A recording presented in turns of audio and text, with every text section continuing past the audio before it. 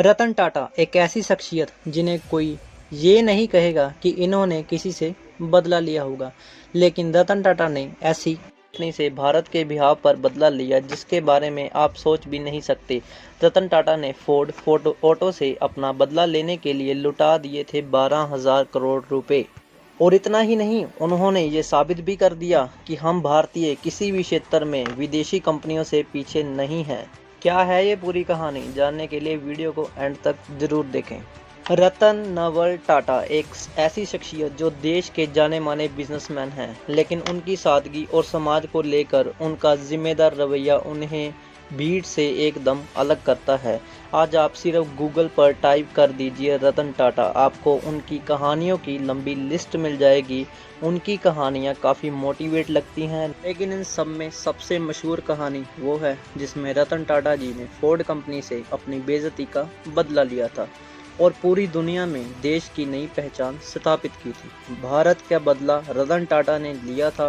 कहानी की शुरुआत होती है 1998 से, जब टाटा मोटर्स ने इंडिका कार लॉन्च की थी, पर ये कार इंडियन मार्केट में कुछ खास नहीं कर पाई। इंडिका रतन टाटा की ड्रीम प्रोजेक्ट था, लेकिन टाटा को पर्सनल व्हीकल सेगमेंट में लगातार घाटे पे घाटा हो रहा था।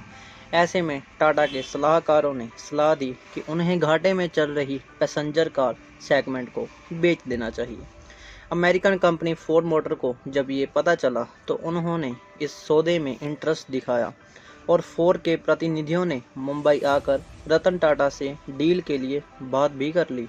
इसके बाद फाइनल बातचीत के लिए रतन टाटा और टाटा मोटर के executive director Praveen हार्डले Detroit Michigan American गए, लेकिन यहाँ उनके प्रतिनिधि बिल फोर्ड का रवैया ठीक नहीं था। कई मौक़ों पर बिल फोर्ड ने इन्हें नीचा दिखाने की कोशिश करी। बिल फोर्ड ने यहाँ तक कह दिया था कि जब टाटा को कार बनाने का अनुभव ही नहीं था तो कार बनाई ही को। अगर हम आपकी कार खरीदते हैं तो ये आप पर बड़ा एहसान होगा, ऐसा बिल फोर्ड ने रतन टाटा को कह दिया। अमेरिकी कंपनी फोर्ड ने टाटा को स्पष्ट रूप से कहा टाटा को कार निर्माण में कभी प्रवेश नहीं करना चाहिए था और इन सब के बीच दोनों कंपनियों के बीच कोई सौदा नहीं हो सका। इस बात को 9 साल बीत गए। इन 9 सालों में बहुत कुछ हुआ, लेकिन रतन टाटा इस बात को नहीं भूल पाए। उन्होंने इंडिया वापस आकर इंडिका के ऊपर काम किया। इंडिका की जो खामियां थी उसे दूर कर फिर से भारतीय बाजार में उतार दिया और इस बार चमत्कार हुआ। जिस गाड़ी की वजह से टाटा को इसको बेचने की नौबत आ गई थी वो देश की सड़कों पर छा गई। वहीं फोर्ड के साथ कुछ ऐसा हुआ कि वो दिवालिया होने की कगार पर आ गया।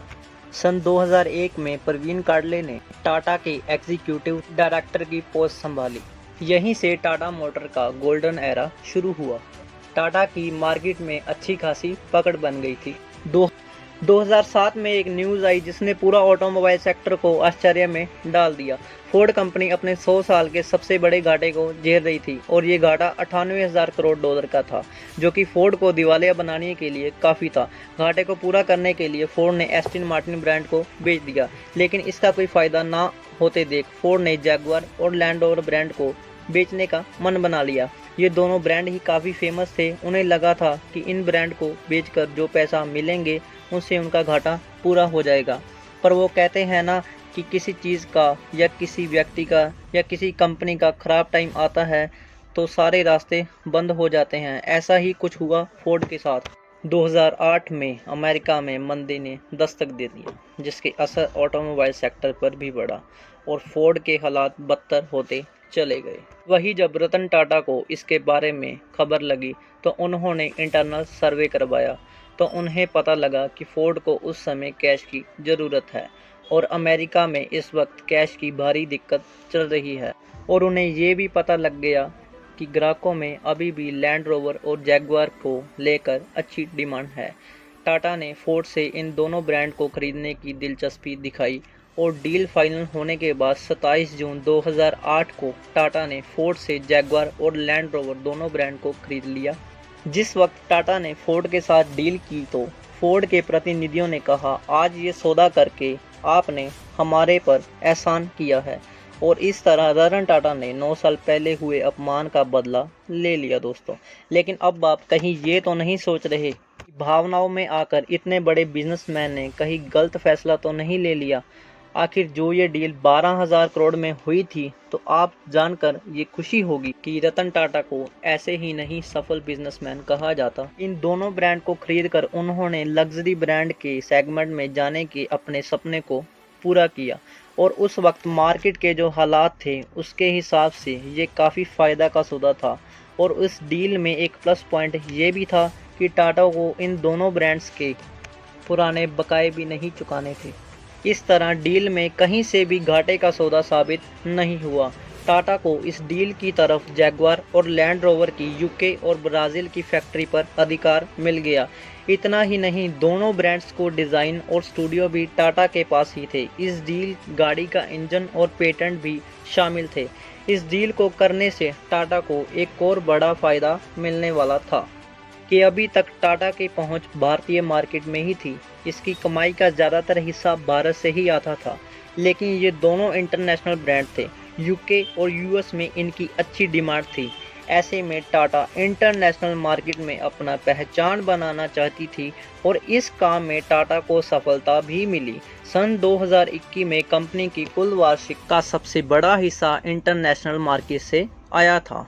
इसका एक बड़ा कारण ये भी था कि टाटा ने सबसे बड़ी यूरोप की स्टील कंपनी कोरस को खरीद लिया था, जिसकी वजह से जैगुआर को स्टील सस्ते में उपलब्ध होने लगा, जिसकी वजह से इसकी कॉस्ट कम हो गई और टाटा का मुनाफा बढ़ गया। इस तरह दोस्तों उन सभी लोगों को गलत साबित कर दिया टाटा ने, जो कि कह रहे थे कि भारतीय कार कंपनी लग्जरी सेगमेंट में कुछ भी नहीं कर सकती। टाटा को ये डील बहुत भारी पड़ने वाली है, ये सब कह रहे थे उस जमाने में। लेकिन टाटा ने यहाँ पर अपना जलवा बरकरार रखा और मुनाफा कमाकर लोगों के मुंह को बंद कर दिया।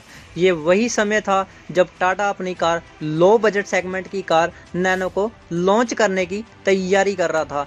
नैनो को लकटकिया कार भी कहने जाने लगा था। ये अब तक की सबसे सस्ती कार थी।